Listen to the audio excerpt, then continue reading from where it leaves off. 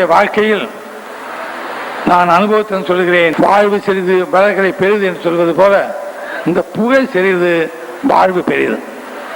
அந்த புகழை காத்துக்கொள்ள அவர்கள் தன்னை எப்பொழுதும் தயாராக வைத்துக் கொள்ள வேண்டும். மனம் சலித்து போய் மறட்டும் ஏதாவது அப்பொழுது பார்த்துக் கொள்வோம் என்று உடல் நலத்தையோ தன்னுடைய கலை பலத்தையோ அவர்கள் காப்பாற்றிக் கொள்ளாமல் இருந்தார்களானால் சந்தர்ப்பம் வரும்பொழுது அவர்கள் தயாராக அதுக்கு ஈடு கொடுக்க முடியாதவர்கள் ஆகிவிடுவார்கள். ஆகவே கலைஞர்கள் ஒவ்வொருவரும் நடிப்பு திறமையிலே கலையிலே இருந்தாலும் சரி, பாடற்கலையிலே இருந்தாலும் சரி, ஆடற்கலையிலே இருந்தாலும் சரி, உரையாடல், இயக்குவது, தொகுப்பது, இது போன்ற ஒளிப்பதிவு போன்ற எல்லா வகையிலும் சொல்லுகின்றேன். அவள் அத்துணை பேரும் இன்று நமக்கு வாய்ப்பில்லையே என்று ஏங்கிவிடக்கூடாது. வாய்ப்பு எப்பொழுது வரும் என்று தெரியாது. அந்த வாய்ப்பை பயன்படுத்தக்கூடிய வகையில் அவர் தயாராக இருக்க வேண்டும்.